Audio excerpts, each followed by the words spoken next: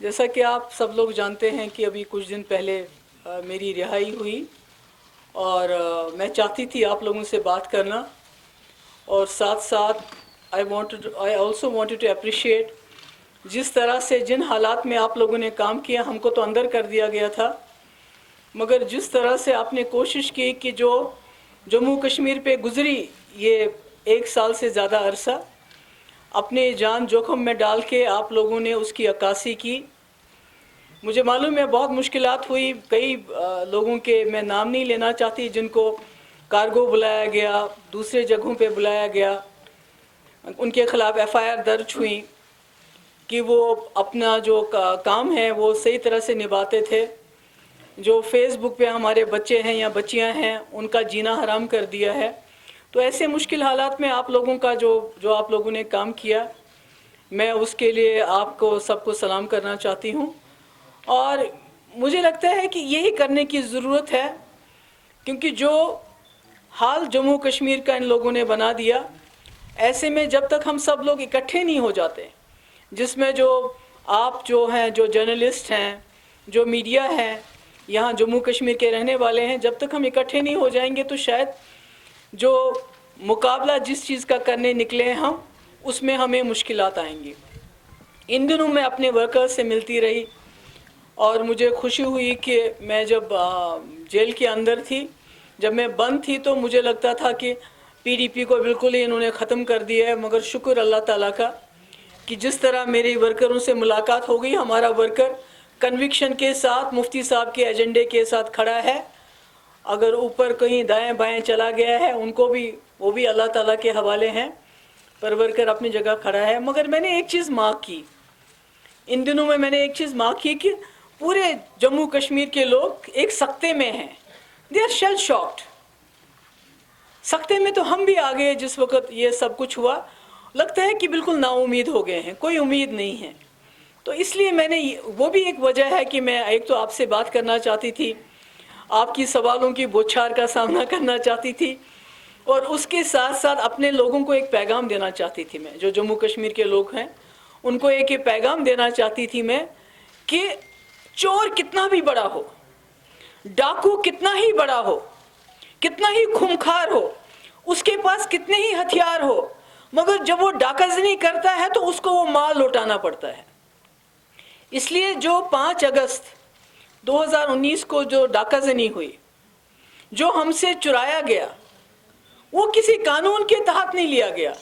اگر قانون کے تحت لیا گیا ہوتا، بات چیت کے ذریعے لیا گیا ہوتا، تو ہم سمجھتے کہ یہ چیز ہم سے چلی گئی، اب یہ واپس نہیں آئے گی۔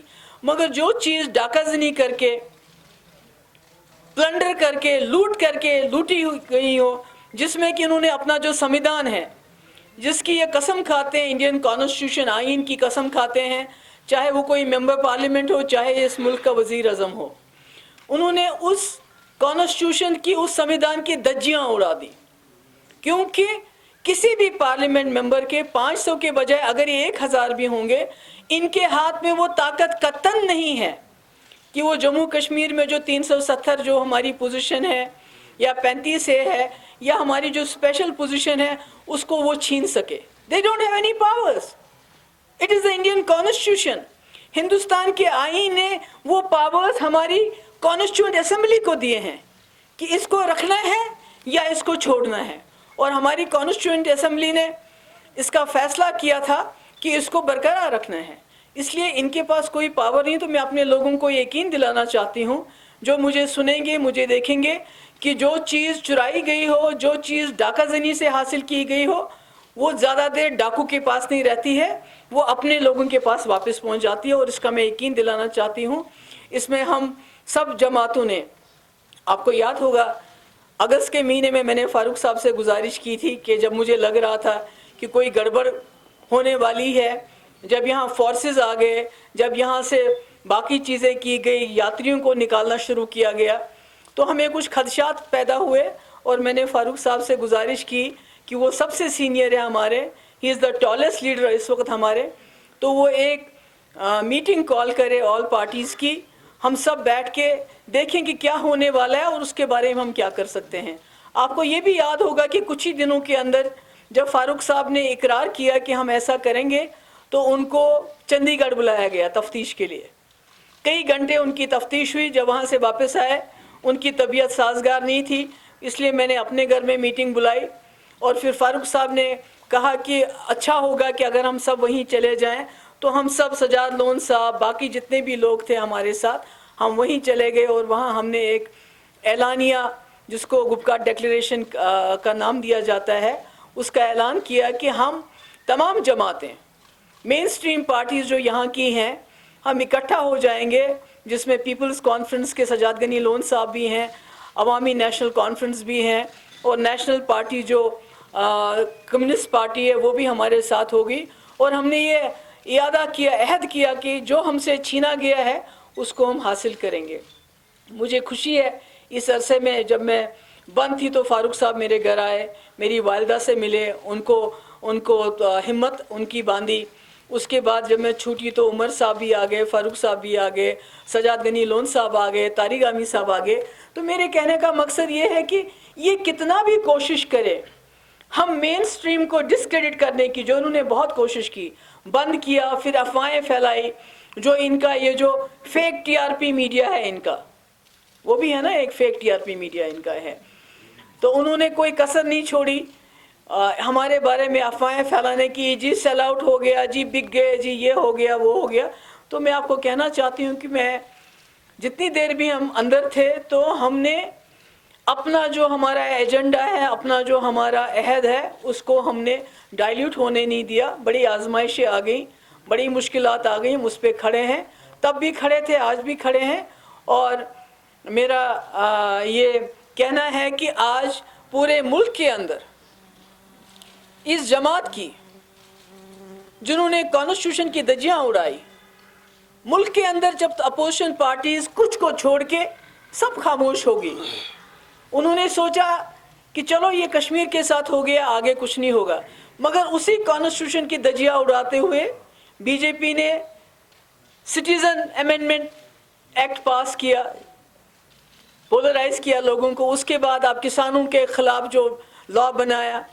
اس کے بعد مجھے لگتا ہے کہ یہ جو ہماری ڈاؤن ٹراڈن جو ہماری کمیونٹیز ہیں, جس میں دلتس ہیں, باقی لوگ آتے ہیں, ان کے بھی جو حقوق ان کو منڈل کمیشن ملے ہیں وہ بھی چھینیں گے. یعنی یہ لوگ جو بی جے پی کا مینیفیسٹو ہے, اس ملک کی کانسٹیٹیوشن کو اس سے ریپلیس کرنا چاہتے ہیں. اور یہ بات زیادہ دیر چلے گی نہیں. یہاں بڑے فرعون آئے ہیں, بڑے آئے ہیں, بڑے لوگ دیکھے ہیں, ہٹلر آیا ہے, مگر یہ تاناشاہی ذرا دیر چلے گی نہیں.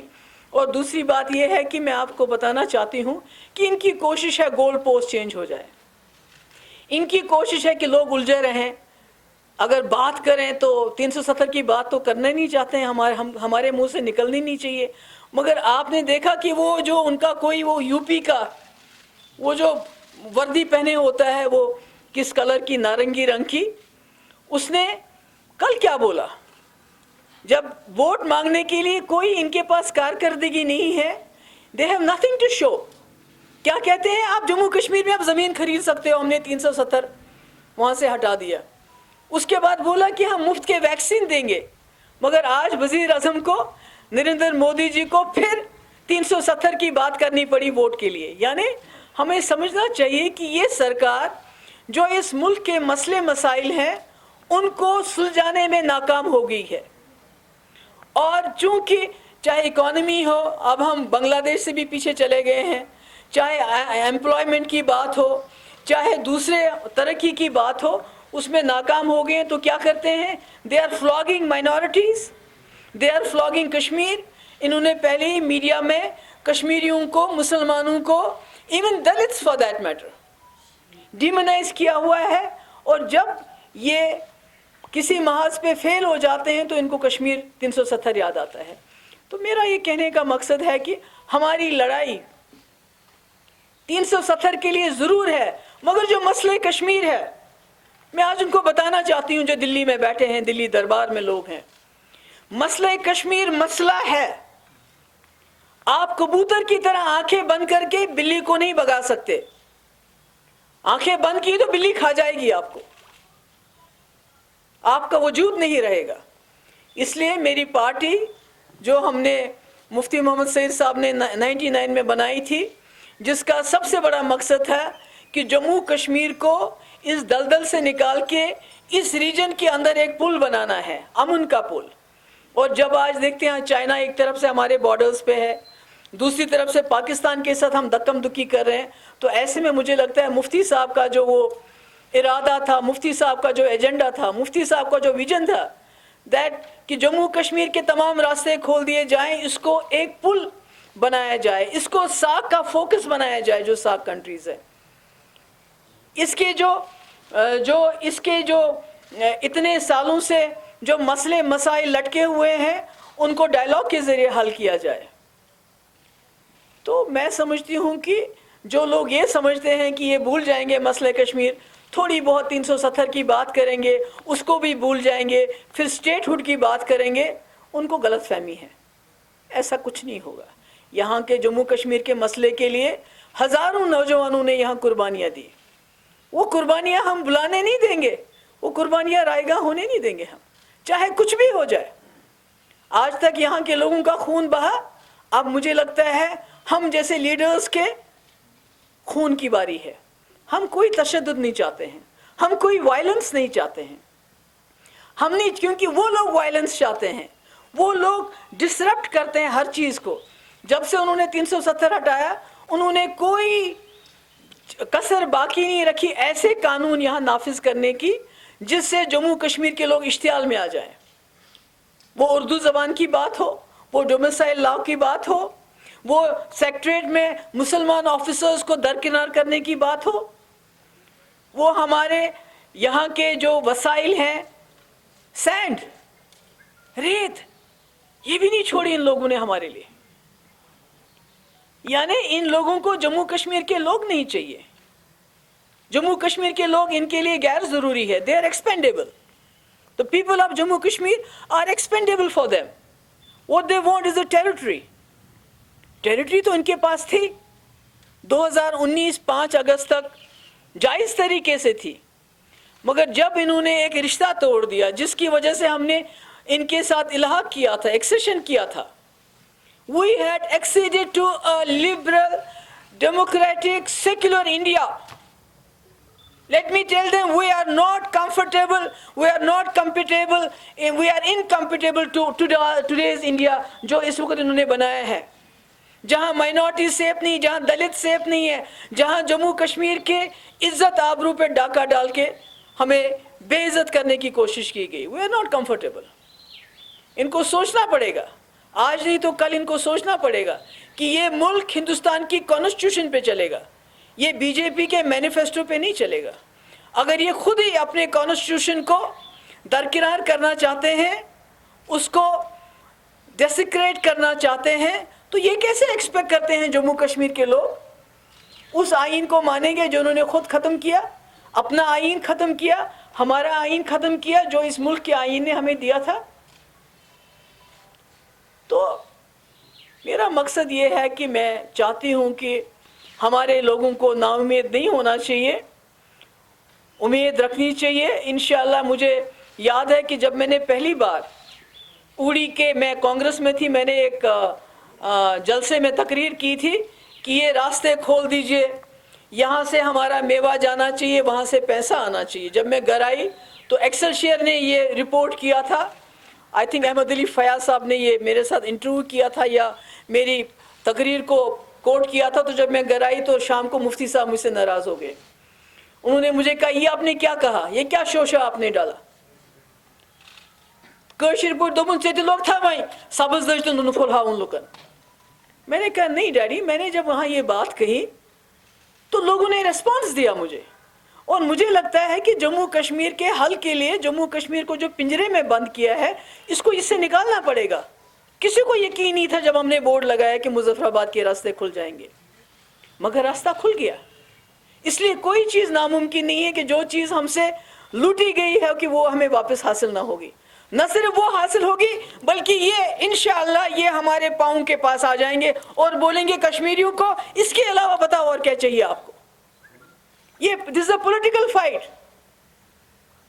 یہ ایک سیاسی جنگ ہے جو ہم پورا من طریقے سے لڑیں گے اور اس میں چاہوں گی کہ ہمیں آپ کے ساتھ کی بھی ضرورت ہے.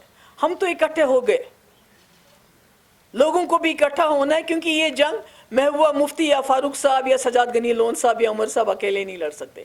ہم اکٹھے ہو کے بھی نہیں لڑ سکتے جب تک ہمارے لوگ بھی اکٹھے نہیں ہو جائیں گے.